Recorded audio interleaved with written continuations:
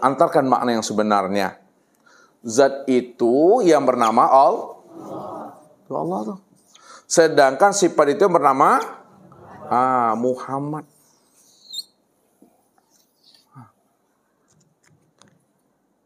Jadi tajalinya daripada Allah itu yang disebut namanya Muhammad.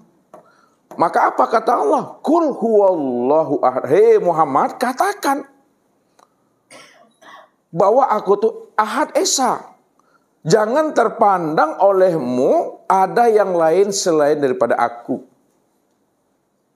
Kalau terpandang oleh Muhammad ada yang lain selain daripada diriku dalam bentuk rupa yang berbeda, wujud yang lain, berarti kamu belum mampu mengesakan aku dalam segala yang wujud itu. Itu maksudnya. Jadi kita itu diminta oleh Allah, jangan kita ini terpandang ada wujud yang lain selain daripada Allah.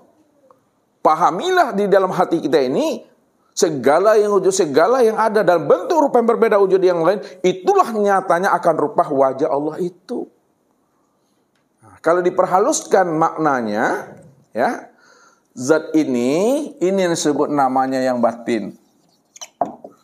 Sedangkan sifat ini disebut namanya yang zahir.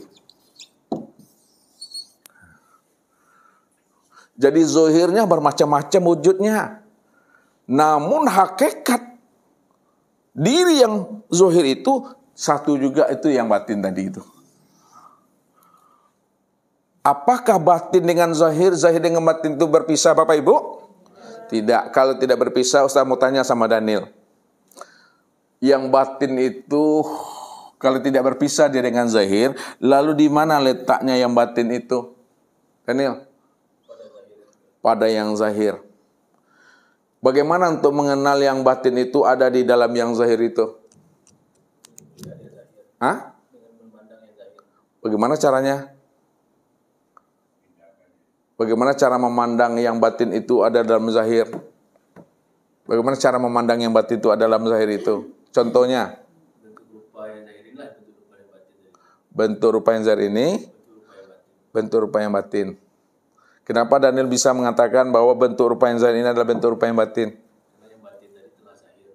Karena yang batin itu telah zahir. Zahirnya dalam bentuk apa? Bentuk alam. Bahwa alam itu adalah bentuk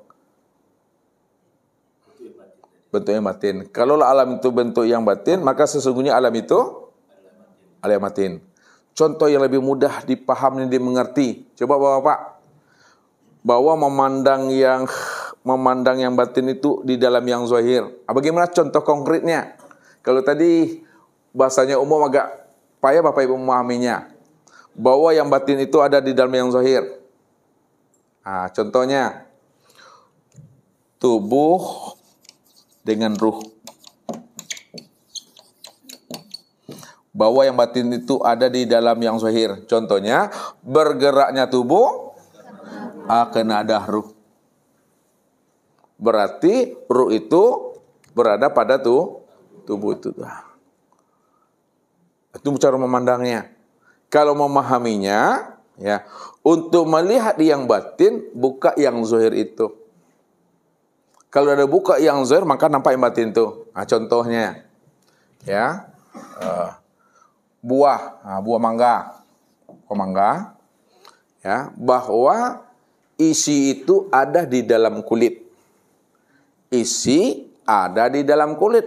Untuk melihat isi, buka kulit. Ketika kita telah buka kulit, maka nampak nampak isinya. Untuk mendapatkan rasa, makan isinya. Setelah makan isinya, maka dapat rasa. Untuk mendapatkan nikmat,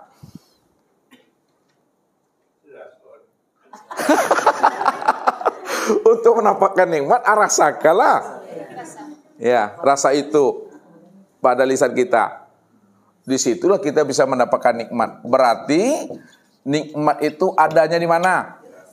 Nikmat itu ada pada rasa. Rasa itu pada apa? Pada isi. Isi itu di dalam kulit itu. Kemana arah makna yang sebenarnya ini? Nah, lihat. Arah yang sebenarnya tadi, yang kulit inilah yang disebut nama dengan syariat. Itu maksudnya tuh. Isi itu disebut namanya tarikat. Rasa itu disebut namanya hakikat. Nikmat itu disebut ma'rifat itu. Maka pandangan kita ya mesti sampai kepada pandangan yang ahad itu. Kalau ibarat buah, mesti sampai dia kepada nikmat itu. Kalau ibarat ilmu, mesti sampai dia kepada ma'rifat. Makanya ilmu ma'rifat itu ilmu yang tertinggi. Tidak ada lagi ilmu yang tertinggi selain ma'rifat itu. Jadi ilmu ma'rifat itu bukan kata-kata ma'rifat. Ya, bukan katanya ma'rifat. Ma'rifat itu letaknya pada hati. Hati yang telah bersinar. Hati yang telah tembus. Hati yang telah mampu memandang Allah, bahwa Allah lah segala yang ada, dan segala yang ada itulah wujud nyatanya rupakan diri Allah itu. Ya. Sehingga tidak lagi terpandang yang lain selain daripada Allah. Mana mungkin ada yang lain selain Allah. Maka jangan disandingkan Allah dengan sesuatu yang tidak pernah ada. Jangan dibanding-bandingkan Allah dengan yang tidak pernah ada. Karena yang lain nggak pernah ada, Allah saja yang ada. Kalau Allah yang ada, yang lain tidak pernah ada, itu artinya tidak ada pembanding bagi diri Allah itu. Itulah maknanya laisa kamitslihi syai'un itu. Jangan diserupakan Allah dengan sesuatu yang tidak pernah ada. Mungkinkah Bapak Ibu bisa menyerupakan Allah dengan yang tidak pernah ada? Enggak. Nah, kalau Allah cuma yang ada, yang tunggal itu maksudnya. Jadi sudah nyata Allah itu, sudah ahad Allah itu sudah jelas. Nah, kalau sudah nyata Allah itu sudah ahad, sudah tunggal Bapak Ibu. Disitulah Nabi pesan kala lisanahu itu. Ini penguncinya. Man arafallah kala lisanahu. Siapa yang telah mengenal Allah, Allah itu betul-betul ahad. Tidak ada yang lain selain daripada dirinya. Tidak ada yang wujud selain daripada dirinya. Dia yang awal, akhir, zahir dan batin. Kala lisanahu. Keluh lidah. Apa maksudnya itu, Daniel? Apa? Tidak dapat lagi mengatakan Allah. Apa maksud tidak dapat lagi mengatakan Allah itu? Memang dia semata-mata. Yang memandang dia, yang dipandang juga dia. Ya, itu dia. Nggak ada lagi memang dialah semuanya itu Bapak Ibu. Sudah jelas itu Bapak Ibu memandangnya itu. Ini yang diajarkan oleh orang-orang arifin tadi. Yang disampaikan oleh Abu Mansur Al-Halat. Yang disampaikan oleh Abu Yazid Al-Bustami. Ya, oleh Ibnu Arabi. Bahkan diuraikan lagi, dirincikan lagi pemahamannya. Supaya terpandang Allah di atas segala-galanya. Maka jalannya itu ada berapa Pak Haji? Supaya terpandang Allah saja lagi. Di samping paham wahdatul wujud. Paham hulul dan itihad manunggalikul Gusti. Di samping untuk mampu memandang Allah di atas segala-galanya, nggak ada yang lain selain hanya Allah. Maka untuk mengenalnya itu ada beberapa jalan. Untuk memandang Tuhan, untuk melihat Tuhan, Allah saja yang ada. Maka jalannya itu yang pertama mengenali asal usul diri. Ya. Mengenal asal usul diri. Tujuan kita mengenal asal usul diri itu supaya Allah saja yang terpandang. Itu maksudnya tuh.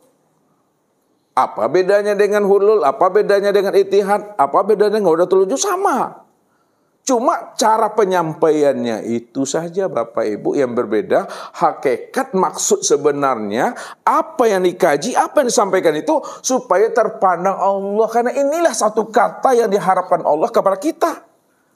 Jangan sampai terpandang yang lain selain daripada aku. Itu maksudnya mengenali asal usul diri. Yang kedua, matikan diri. Apa tujuan matikan diri, Daniel? Tujuan mematikan diri apa? Yang jelas-jelas ngomongnya. Tadi udah jelas-jelas ngomongnya, jangan dikaburkan. Nanti payah Ibu Liah pulang itu.